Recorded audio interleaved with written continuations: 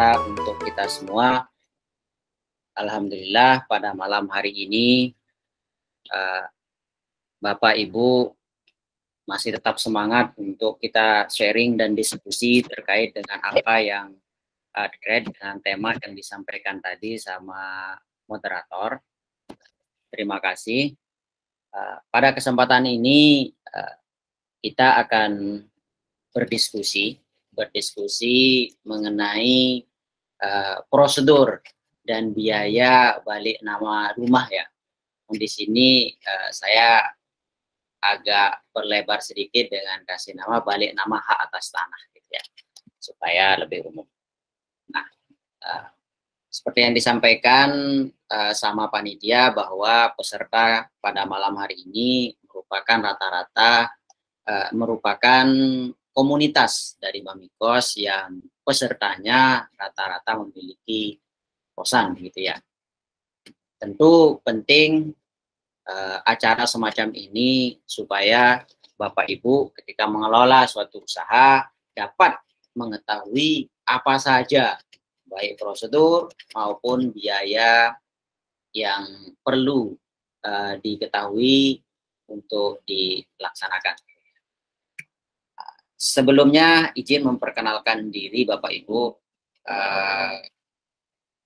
Saya saat ini selaku notaris PPAT dan NPAK, ya kebetulan tepatnya di Kabupaten Lombok Tengah,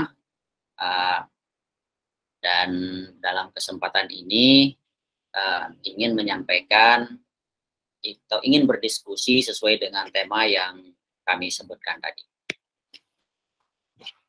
Dari panitia setidaknya ada 6 poin ini yang perlu kita diskusikan pada malam hari ini. Harapannya nanti tentu diskusi tidak hanya sebatas ini, hanya saja bisa kita perluas khususnya mengenai prosedur dan biaya balik atas tanah. Adapun materi diskusi kita pada malam hari ini yang pertama, apa saja tahapan-tahapan dalam rangka balik nama atas tanah melalui perantara dulu. Melalui perantara. Nah, perantara di sini saya artikan PPAT langsung ya, ataupun broker juga bisa. Kemudian yang kedua, bagaimana untuk tahapan kalau kita melakukan sendiri. Nah, apa saja yang bisa kita lakukan dan apa saja yang tidak bisa kita lakukan. Kemudian yang ketiga, dalam diskusi ini kita perlu membahas mengenai berkas-berkas apa saja yang perlu kita siapkan dalam rangka balik nama hak atas tanah tersebut. Kemudian tidak kalah penting mengenai penghitungan biaya. Ini juga perlu kita sama-sama perhatikan, nanti jangan sampai hal-hal atau biaya yang sekiranya tidak perlu keluar dari Bapak Ibu bisa kita minimalisir di penghitungan biaya ini. Selanjutnya nanti dari perhitungan biaya itu kita akan kalkulasikan biaya apa saja ketika kita melakukan balik nama hak atas tanah. Nah, kemudian yang terakhir hal-hal yang perlu diperhatikan. Nah, tentu selain materi di materi di atas tadi, ada beberapa hal yang kadang terjadi yang perlu kita perhatikan juga. Baik, saya mulai ya. Namun sebelum kita mulai kepada tahapan balik nama, alangkah baiknya saya coba mengulang kembali kalau tidak salah dari panitia sebelumnya pernah mengadakan webinar semacam ini dengan tema untuk membedakan ya sertifikat asli atau palsu. Nah, sekedar mengingatkan saja. Namun pada slide ini saya akan sedikit mengulas mengenai bentuk dan jenis-jenis sertifikat hak atas tanah. Jadi sertifikat ya, bukan hak atas tanah, karena berbeda. Nah, di sini umumnya ada beberapa jenis sertifikat yang Bapak Ibu bisa temukan di lapangan. Yang pertama ada hak milik, sertifikat hak milik, kemudian sertifikat hak guna bangunan, sertifikat hak guna usaha, ada sertifikat hak pakai, kemudian ada sertifikat hak pengelolaan, sertifikat hak milik atas satuan rumah susun, sertifikat hak tanggungan, dan sertifikat tanah wakaf. Nah, di sini ada beberapa gambar, contoh ya. Gambar yang pertama yang ini untuk sertifikat hak milik HGB, HGU sama pakai ya.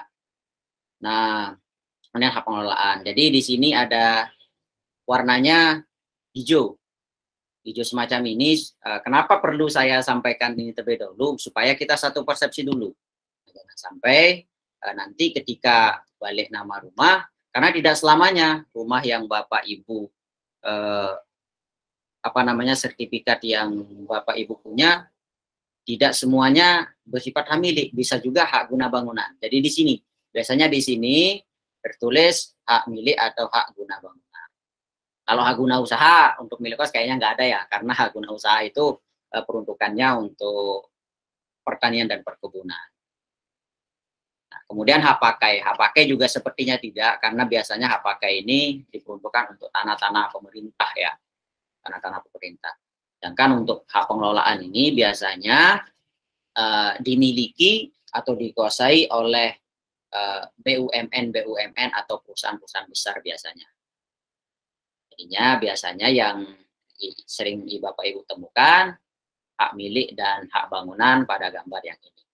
Kemudian yang ini sertifikat hak rumah susun, warnanya pink. Nah, jadi sertifikat hak rumah susun ini karena kepemilikan bersama. Kemudian ada sertifikat tanah wakaf. Jadi tanah wakaf ini agak gelap warnanya. Kemudian yang terakhir di sini ada sertifikat hak tanggungan. Nah, namun dalam sertifikat hak tanggungan ini sekarang bisa saya katakan hampir seluruh Indonesia itu sudah memakai sertifikat tanggungan yang elektronik ya. Jadi bentuknya sudah bukan semacam ini, namun tidak menutup kemungkinan Bapak Ibu akan temukan seperti ini. Nah, ini sedikit saya mudahan saya rasa Bapak Ibu tidak ada yang seperti itu pada peserta malam hari ini ya. Karena selama saya menjalankan jabatan PPAT atau notaris ini, ada beberapa masyarakat yang membeli tanah yang ada sertifikatnya. Namun sertifikat yang dikasih itu sertifikat hak tanggungan. Nah, jadi ini bukan sertifikat hak tanggungan ini merupakan bukti bahwa tanah tersebut sedang diagunkan. Saya rasa Bapak Ibu sudah paham soal itu, namun hanya sekedar sharing saja. Selanjutnya kita langsung ke tahapan atau prosedur balik nama hak atas tanah melalui perantara ya. Perantara dalam hal ini semua perantara ini saya artikan bahwa semua mulai dari tahap awal sampai akhir orang lain yang mengerjakan. Orang yang lain mengerjakan, kita hanya menyerahkan sertifikat dan nanti pada saatnya ketika sudah selesai semua tahapan kita ambil. Jadi mulai dari pengecekan. Nah, di sini saya coba akan ulas secara singkat. Nanti harapannya ditanya jawab bisa kita lebih elaborasi kalau sekiranya penjelasan saya kurang jelas gitu ya. Yang pertama, tahapan pengecekan. Pengecekan sertifikat ini merupakan hal yang mutlak untuk dilakukan ketika Bapak Ibu akan melakukan balik nama rumah. Bahkan bukan hanya balik nama rumah, bahkan untuk mengagunkan atau menggadaikan sertifikat hak atas tanah itu harus dilakukan pengecekan sertifikat. Nah, jadi karena ini sudah amanat undang-undang bahwa setiap perbuatan baik itu peralihan, baik karena jual beli, hibah, permukaan dan lain sebagainya, itu semuanya harus dilakukan pengecekan sertifikat. Jadi pengecekan sertifikat ini adalah langkah pertama. Dan pengecekan sertifikat ini saat ini itu kayaknya sudah merata ya. Kenapa saya bilang gitu? Terakhir saya di BPN, kebetulan saya juga pernah di BPN ya. pernah di BPN, itu hampir semua kantor pertanahan di seluruh Indonesia itu sudah menerapkan layanan elektronik untuk pengecekan sertifikat. Nah, jadi ketika kita melakukan pengecekan sertifikat, jadi mitra yang ada di BPN seperti PPAT itu punya akun tersendiri. Punya akun tersendiri untuk melakukan pengecekan. Kemudian yang kedua, tahapan yang kedua adalah pelunasan pajak penjual atau pajak penghasilan ya, PPH, pajak penghasilan. Jadi setelah dilakukan pengecekan, berdasarkan hasil pengecekan bahwa sertifikat bersih, dalam artian tidak ada sitaan, tidak ada blokir, dan lain sebagainya, baru bisa kita lakukan pembayaran pajak. Nah, setelah dilakukan pajak penjual, lalu dilakukan validasi. Karena nanti lewat validasi itu, pihak dari pajak akan mengecek apakah sudah sesuai nih pembayaran yang dilakukan dengan jumlah yang seharusnya dibayar. Karena tidak menutup kemungkinan ketika Bapak Ibu membayar pajak yang menurut dari pajak sendiri KPP, mohon maaf, itu kurang bayar, tidak menutup kemungkinan Bapak Ibu akan diminta untuk bayar lagi. Nah, inilah fungsi dari validasi pajak itu sendiri. Selanjutnya ada pembayaran BPHTB. Jadi BPHTB ini adalah bea perolehan hak atas tanah dan bangunan. Jadi pembayaran BPHTB ini dikhususkan untuk pembeli. Jadi tadi pada tahap 2 itu pajak penjual, sekarang pajak pembeli. Nah, nanti yang besarannya baik pajak penjual dan pembeli akan kita diskusikan lebih lanjut ya. Nah, begitu juga dengan BPHTB ini. Nah, setelah kita melakukan pembayaran, nanti akan dilakukan validasi. Apakah jumlah BPHTB, jumlah pembayaran BPHTB yang kita lakukan pada bank rekanan Bapenda atau Dispenda ataupun apapun istilahnya, kadang masing-masing daerah punya istilah yang berbeda-beda ya Bapak Ibu. Kadang Badan Pendapatan Daerah, Dinas Pendapatan dan Bea Daerah dan lain sebagainya. Kadang masing-masing daerah. Nah, setelah dilakukan pengecekan, pelunasan pajak penjual atau PPH, validasi, pembayaran BPHTB, validasi, nah baru oleh PPAT dijadwalkan untuk dilakukan penandatanganan jual belinya. Nah, setelah itu, nah jadi baru bisa dijadwalkan. Karena apa yang saya urutkan ini sesuai dengan ketentuan yang berlaku ya. Nah, jangan sampai kita bayar pajak dulu, baru kita melakukan pengecekan. Nah, risikonya apa? Nah, jangan sampai pajak yang kita bayar setelah dicek ternyata sertifikat yang mau kita jual belikan itu diblokir. Atau bahkan dalam sitaan misalkan. Nah, itu jangan sampai. Dan itu untuk menarik pajak yang sudah kita bayar itu buatnya minta ampun. Jadi, langkah pertama yang harus kita lakukan adalah pengecekan sertifikat. Nah, selanjutnya, setelah dilakukan akad jual beli di hadapan PPAT, pejabat pembuat akte tanah, lalu selanjutnya adalah nanti PPAT yang bersangkutan akan memohonkan balik nama kepada kantor pertanahan setempat. Nah, jadi PPAT sendiri yang melakukan balik nama. Nah, di dalam proses permohonan balik nama itu ada pembayaran berupa PNBP ya. Penerimaan negara bukan pajak. Ini juga salah satu yang dibayar ya. nanti ketika kita melakukan balik. Nah, kemudian untuk pengambilan langkah selanjutnya ketika sudah selesai dilakukan, nanti dari PPAT akan diberitahukan by system ya. Sekarang sudah by system, akan diberitahukan sama kantor pertanahan setempat bahwa sertifikatnya sudah bisa diambil jika memang tahapannya sudah dilakukan semuanya. Jadi ini ya secara umum tahapan-tahapan ketika kita melakukan jual beli.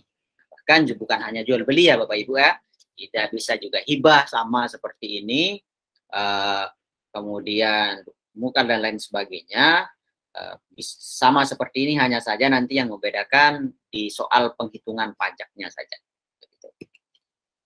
Selanjutnya, bagaimana kalau kita urus sendiri? Nah, kadang Bapak Ibu juga pengen nih, selain pengen belajar, cari tahu lebih mendalam mengenai pengurusan balik nama ini, kadang supaya lebih irit misalkan. Bisa juga ada beberapa hal yang bisa kita urus sendiri. Nah, jadi dari 9 tahapan yang saya uraikan sebelumnya, di sini Bapak Ibu hanya bisa melakukan yang 4 ini. Nah, jadi mulai dari pembayaran pajak penjual, validasi pajak penjual, pembayaran BPHTB, dan validasi BPHTB. Karena ketika Bapak Ibu diuruskan untuk validasi baik PPH maupun BPHTB, biasanya nanti ada jasa untuk validasinya. Nah, kalau di Jakarta itu biasanya 500.000 Bapak Ibu. Kan lumayan. Nah, jadi untuk validasi pajak maupun validasi pajak penjual maupun pajak pembeli, jadinya 1 juta lah kurang lebih. Jadi bedanya itu kalau kita mau urus sendiri. Berbeda lagi kalau misalkan melalui, karena tadi perantara di sini saya artikan sebagai BPAT, berbeda lagi kalau misalkan dari broker misalkan.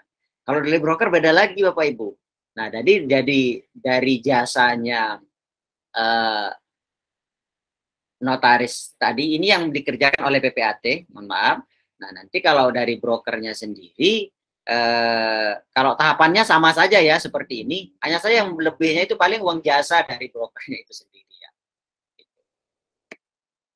Nah, selanjutnya berkas apa saja yang perlu kita siapkan? Nah, secara umum memang berkas-berkas yang perlu dipersiapkan sebetulnya tidak begitu banyak ya, tidak seperti gambar di sampingnya yang bertumpuk-tumpuk. Hanya saja kadang yang agak ribet biasanya, terlebih di daerah saya ini, orang-orang yang seharusnya mengumpulkan dokumen itu kadang tidak ada di daerah. Nah, kadang itu yang bikin ribet. Sebetulnya yang dibutuhkan yang pertama itu cuma KK dan KTP penjual. Kemudian ya KTP pembeli. Selanjutnya ini ada MPWP penjual dan pembeli.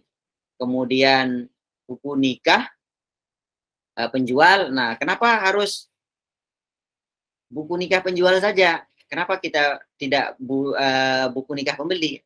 Sebenarnya bisa-bisa saja kalau memang Bapak Ibu menserahkan, tidak masalah.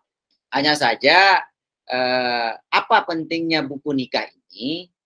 Nah, nanti dari sana PPAT akan melihat apakah tanah yang dijual atau tanah yang Bapak Ibu mau beli misalkan akan dilihat sama PPAT.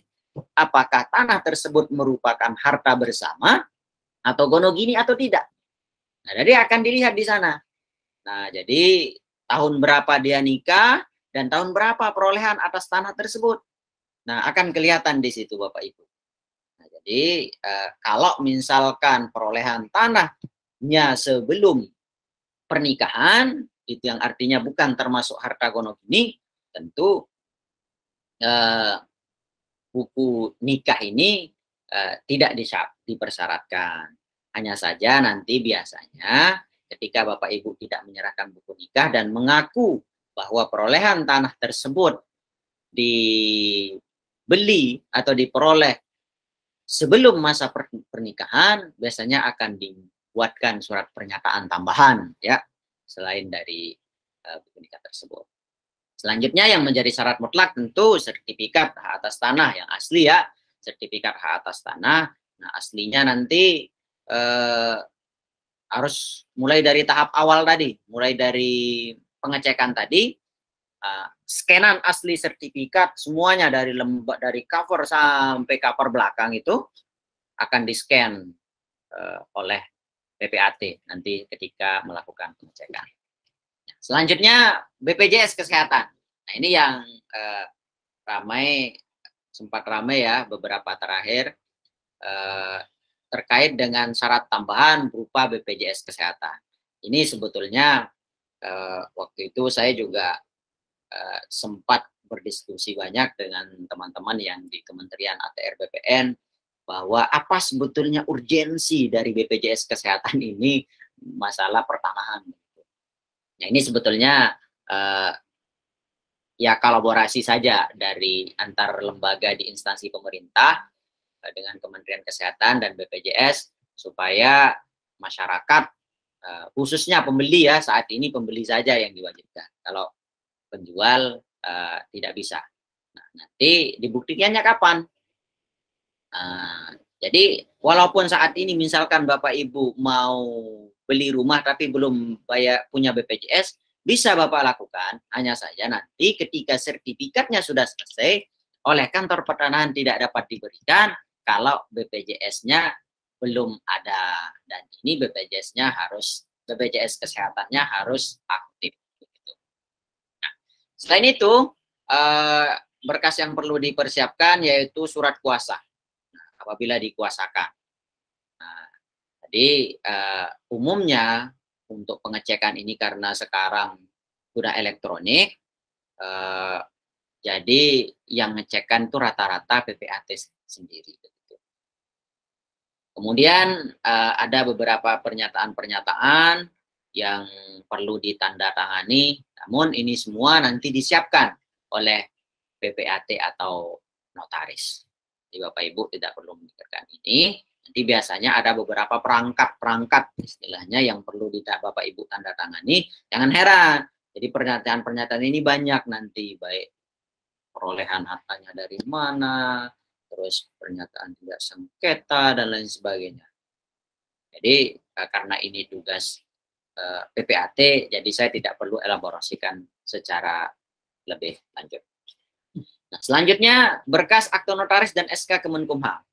Nah, ini jika penjual atau pembeli merupakan badan hukum. Jadi ketika Bapak Ibu mau melakukan jual beli tanah yang pemiliknya merupakan badan hukum ataupun pembelinya.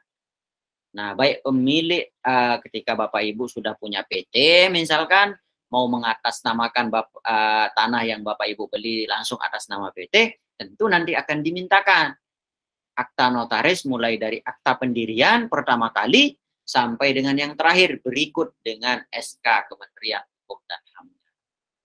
Jadi apa fungsinya Bapak Ibu? Karena dari akta notaris maupun SK Kementerian Hukum dan HAM ini akan dilihat, akan disisir oleh PPAT itu sendiri siapa saja yang berwenang bertindak untuk dan atas nama pemilik tanah yang tersebut. Nah, jangan sampai orang yang mengaku-ngaku ya, tentu pekerjaan PPAT itu untuk memastikan jangan sampai orang yang hadir atau datang di hadapan PPAT betul-betul orang yang memang berhak atas tanah yang baik yang mau dijual belikan. Selanjutnya kita ke biaya ya. Nah,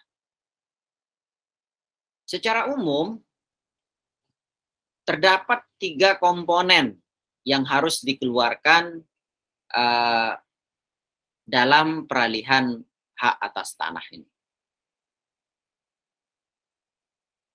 Yang pertama ada pajak penjual, seperti yang saya sampaikan sebelumnya. Kemudian ada pajak pembeli, meliputi bea perolehan hak atas tanah dan bangunan. Yang ketiga, fee pejabat pembuat akte tanah atau notaris. Nah, hanya saja di sini saya sengaja saya tidak masukkan yang PNBP tadi ya, karena biasanya itu sudah satu kesatuan dari fee-nya, biasanya dihitung satu sama PPAT-nya. Namun karena pesertanya ini berasal dari beberapa daerah, nanti perlu diperjelas. Nah, perlu diperjelas apakah ini sudah masuk biaya pengurusan dan PNBP-nya atau tidak. Kemudian besarnya biaya pada setiap komponen di atas tergantung pada besarnya nilai transaksi atau nilai jual objek pajak. Nah, jadi penghitungannya beda-beda Bapak Ibu. Baik pajak penjual maupun pajak pembeli, begitu juga dengan fee PPAT-nya. Tergantung pada nilai transaksi. Secara umum, semakin besar nilai transaksinya, tentu nilai pajak dan honor PPAT-nya juga semakin besar, begitu ya. Nah, selanjutnya kita coba urai yang 3 tadi, mulai dari pajak penjual.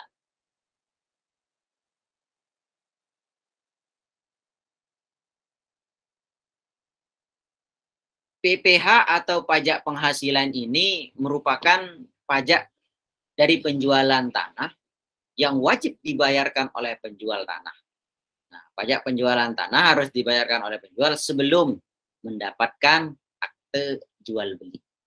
Jadi seperti yang saya jelaskan di atas, bahwa pembayaran ini dilakukan sebelum akad atau penandatanganan akte jual beli di hadapan PPAT. Nah, lalu pajak penjualan tanah berapa persen? Nah, berdasarkan peraturan pemerintah nomor 34 tahun 2016, besarnya pajak penghasilan dari pengalihan hak atas tanah dan atau bangunan sebesar yang pertama 2,5% dari pengalihan hak atas tanah dan bangunan, kemudian 1% dari pengalihan hak atas tanah dan atau bangunan yang dilakukan oleh wajib pajak yang usaha pokoknya melakukan pengalihan hak atas tanah. Nah,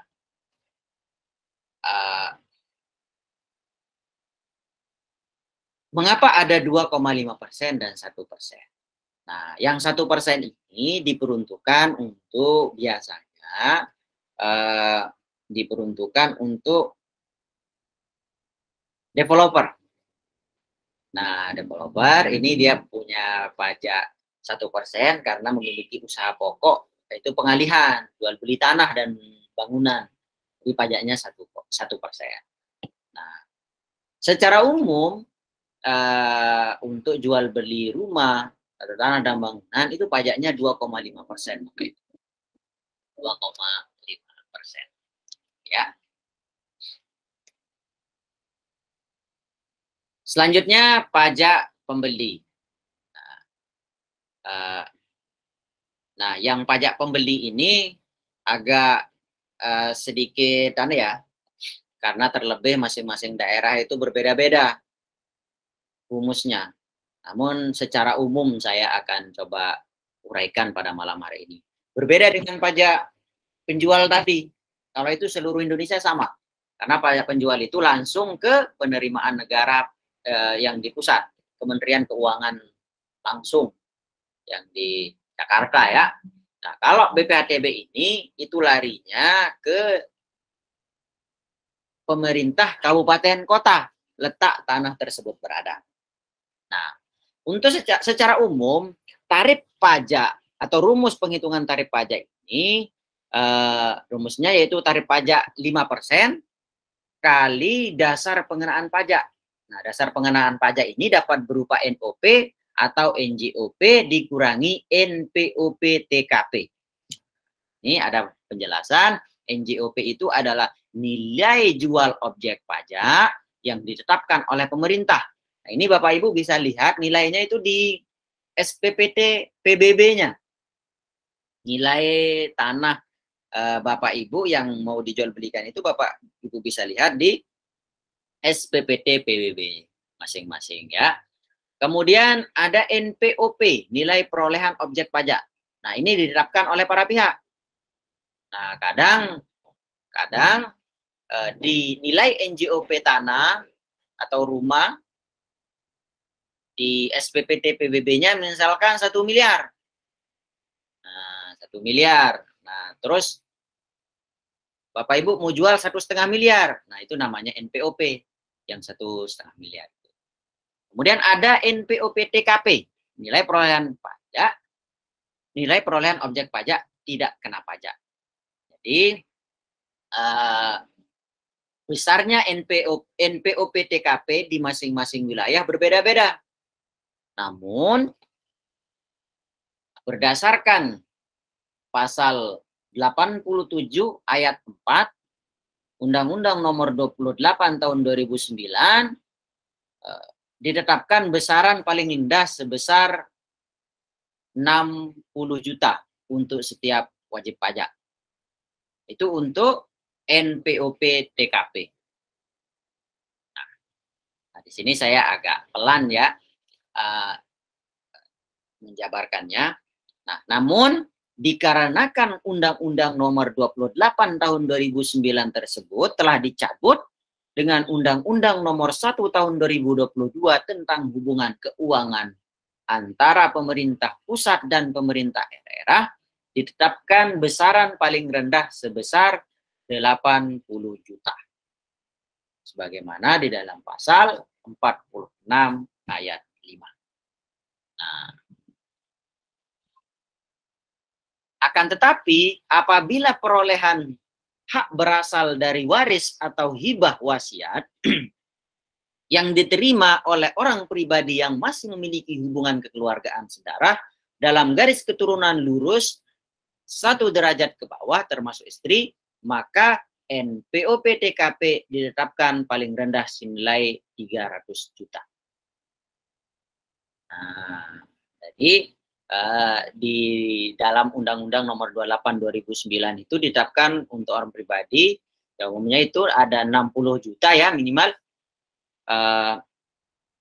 Sedangkan untuk waris atau hibah wasiat itu sebesar 300 juta. Nah, cuman yang berubah sesuai Undang-Undang Nomor 1 tahun 2022 itu, yaitu besaran yang 60 juta ini Bapak Ibu. Jadi berubah menjadi 80 juta. Mohon hanya saja untuk Bapak Ibu yang sudah tinggal di Jakarta, besarannya NPOP TKP ini 80 juta ya. Karena rata-rata NJOP di Jakarta itu besar, maka NPOP TKP-nya lebih besar pula. Nah, namun jangan heran Bapak Ibu, walaupun ini Undang-Undang Nomor 1 tahun 2022, namun setelah saya perhatikan termasuk di daerah saya, di Lombok itu belum bisa diterapkan. Kenapa? Karena belum ada peraturan pelaksanaannya. Jadinya sampai saat ini memang yang digunakan masih 60 juta. Dan untuk waris dan hibah itu 300 juta. Sampai sini ini untuk pajak penjual. Nah, selanjutnya untuk fee notaris atau PPAT. Nah, ini juga sudah diatur ya Bapak Ibu. Fee atau uang jasa PPAT telah diatur dalam Peraturan Menteri ATR Kepala BPN Nomor 33 Tahun 2021 tentang uang jasa pejabat pembuat akte tanah. Nanti ini ilmu ya buat Bapak Ibu, nanti ketika melakukan transaksi, karena aturannya ini belum terlalu lama, karena sosialisasinya tidak masif lah begitu, jadi banyak di daerah itu masih menerapkan dipukul rata 1%. Karena aturan sebelumnya itu berapapun transaksinya PPAT itu 1%. Nah, itu sudah termasuk saksi ya. Nah, kalau beda kalau misalkan ada jasa-jasa lain seperti pengurusan validasi dan lain sebagainya, itu tidak termasuk di sini. Nah, di dalam Permen ATR Kepala BPN nomor 33 tahun 2021 tersebut tercantum bahwa uang jasa PPAT tidak boleh melebihi 1% dari harga transaksi yang tercantum di dalam akte. Ya, selanjutnya uang jasa tersebut sudah termasuk honorarium saksi dan pembuatan dalam pembuatan akte. Jadi biasanya tuh ketika ada tagihan dari PPAT dirincikan tuh apa saja biaya-biayanya. Nah, ketika dimasukkan uang saksi, Bapak Ibu bisa ngomonglah sama notarisnya bahwa sesuai dengan peraturan ini itu sudah termasuk uang saksi gitu ya. Nah, kemudian nilai ekonomis. Nah, uang jasa berdasarkan pada nilai ekonomis. Jadi, nilai ekonomis ditentukan dari harga transaksi setiap akte dengan rincian sebagai berikut. Kurang dari atau sampai dengan 500 juta, itu paling banyak 1%. Ya, 1%. Kemudian, lebih dari 500 juta sampai dengan 1 miliar, paling banyak 0,75%. Lebih dari 1 miliar sampai dengan 2,5 miliar, paling banyak 0,5%. Dan yang terakhir, lebih dari 2,5 miliar, paling banyak 0,25%. Ini Bapak Ibu ingat ya, jadi untuk jadi bahan Bapak Ibu untuk negosiasi soal harga, ingatkan soal ini. Apakah tidak ada biaya yang lain? Nah, seperti yang saya sampaikan sebelumnya, nanti ketika Bapak Ibu diuruskan validasi, maka pasti akan diminta biaya itu. Namun ada juga yang istilahnya pakai paket gitu ya. Udah Bapak Ibu terima jadi saja, udah sekian. Namun lagi-lagi masing-masing daerah beda dan masing-masing PPAT berbeda. Karena itu tidak ada ketentuan harus dirincikan ini ataupun harus pakai paket. Itu tergantung PPAT yang bersangkutan. Hanya saja nanti ketika Bapak Ibu menanya soal harga perlu dipertegas. Ini termasuk biaya apa saja supaya sama-sama enak begitu ya. Nah, tapi yang pasti itu kayaknya semua itu rata-rata ketika ada tagihan itu belum termasuk pajak ya.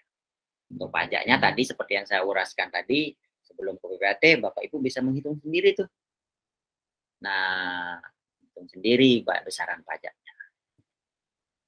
Ya.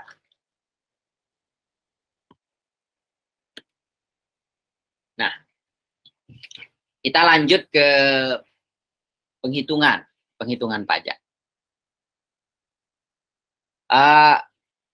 Mulai dari PPh, penghitungan pajak seperti yang saya sampaikan, kita anggaplah 2,5% ya secara umum ya. Secara umum 2,5%. Ini rumusnya 2,5% kali NPWP atau NJOP. Nah, ini dipilih yang lebih tinggi ya Bapak Ibu. Karena pemerintah juga tidak mau rugi, jadinya itu gunanya nilai NJOP di SPPT PB Bapak Ibu selain untuk pembayaran PBB tentunya. Nah, contoh harga transaksi sebesar 800 juta. Namun di dalam NJOP di dalam SPPT PBB sebesar 1 miliar. Nah, maka yang dihitung adalah 2,5% kali 1 miliar. Sama dengan 25 juta. Ini untuk pajak penjual. Ya. Nah, kemudian untuk BPATB. Rumusnya 5% kali NPOP atau NJOP. Mana yang lebih besar antara NPOP atau NJOP ini? Lagi sekali NPOP itu adalah nilai transaksi ya. Nilai transaksi apa yang nilai yang disepakati kedua belah pihak antara penjual dan pembeli atau NJOP. Mana yang lebih besar? Nah, ini dikurangi NPOP TKP. Jadi 5%, karena tadi kita pakai contoh yang di atas, NJOP-nya lebih tinggi, maka 5% kali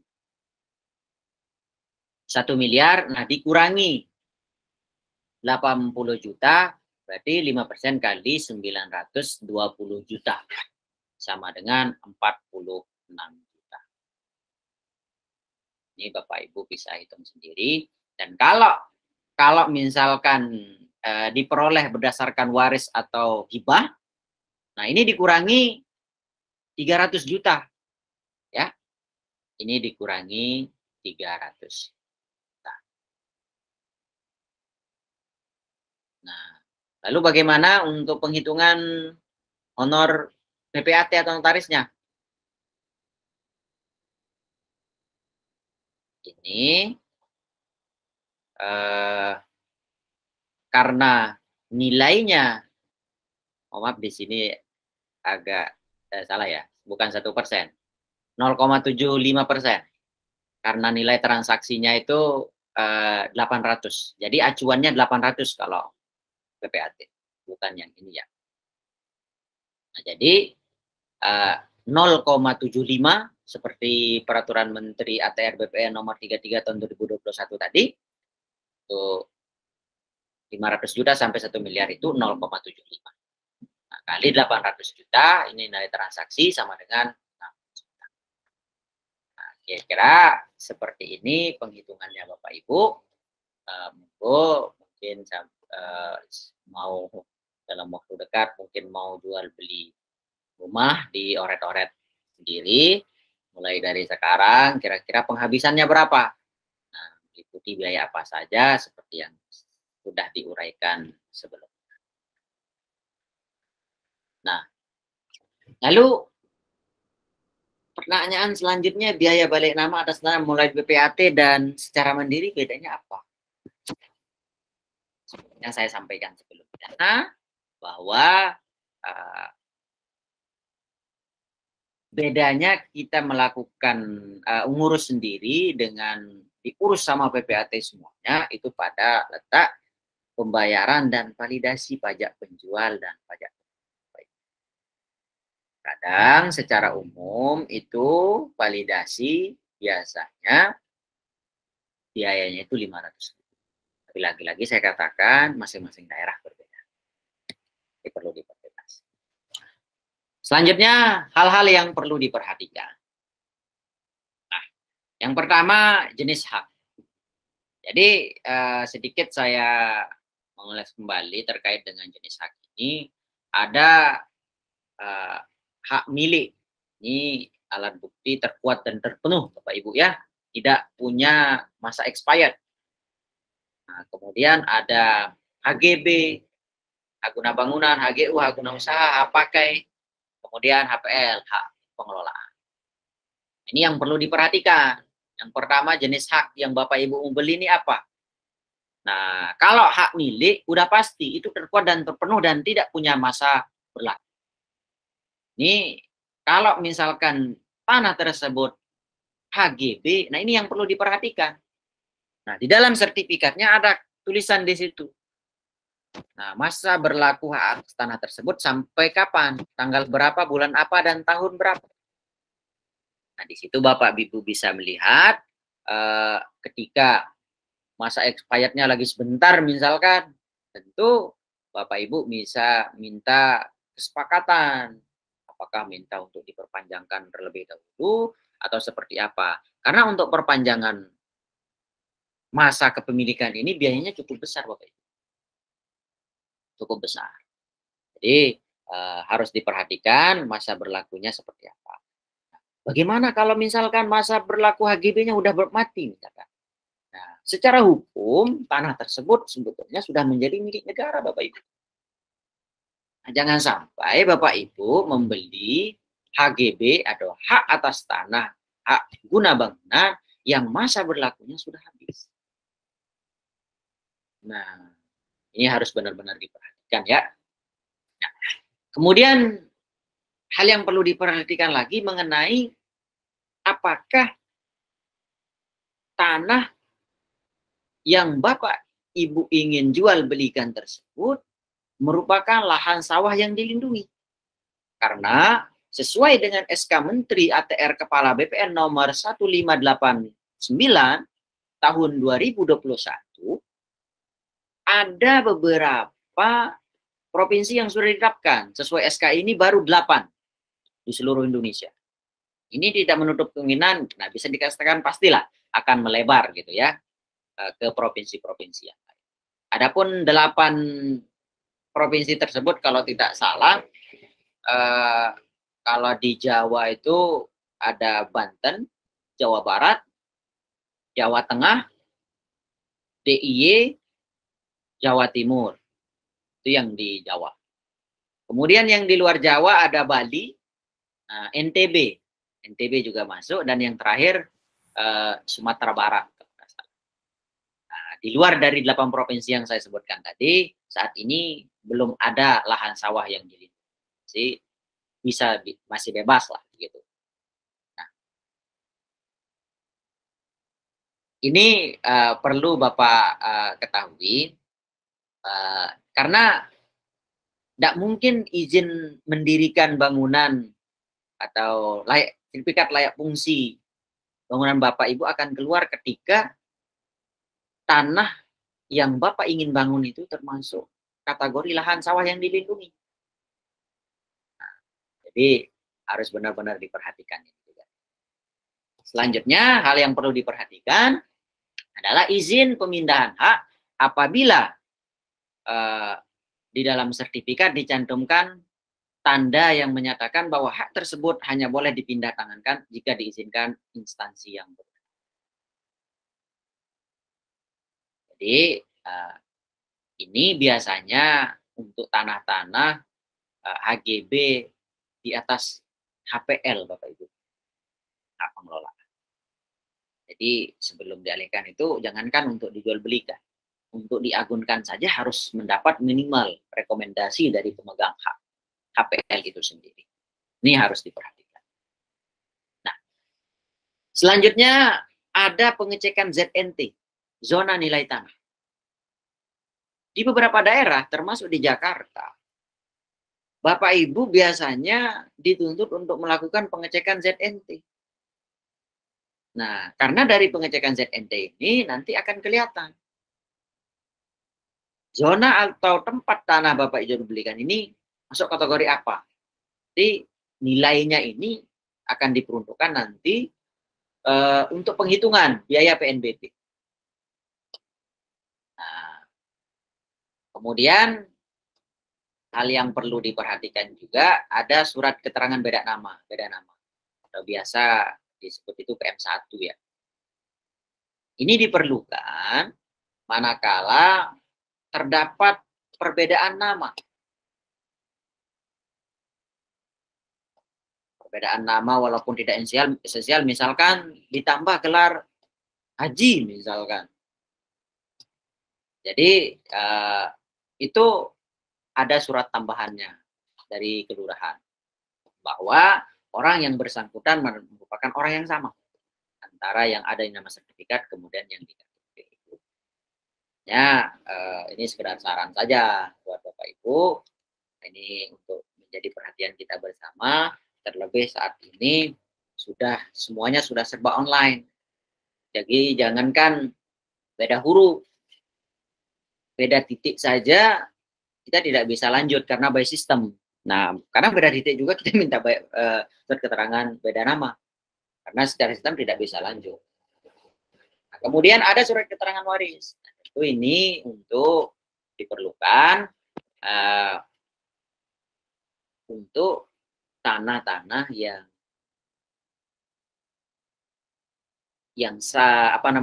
yang pemiliknya sudah meninggal dunia. Ya, pemiliknya sudah meninggal dunia atau salah satu pasangan kawin tersebut baik istri maupun suaminya sudah meninggal. Nah, seperti yang saya katakan di awal, jangan heran nanti jika penghitungan BPHDB masing-masing daerah berbeda. Nah, kenapa saya bilang seperti itu? Ibu. Namun penjelasan saya pada slide sebelumnya itu secara umum ya Bapak Ibu. Cuman jangan heran nanti misalkan BPHTB masing-masing daerah berbeda, termasuk di tempat saya. Dan saya juga yakin di daerah-daerah lain juga ada yang seperti itu. Penghitungan BPHTB itu tidak melulu berdasarkan NJOP yang ada di SPPT PBB.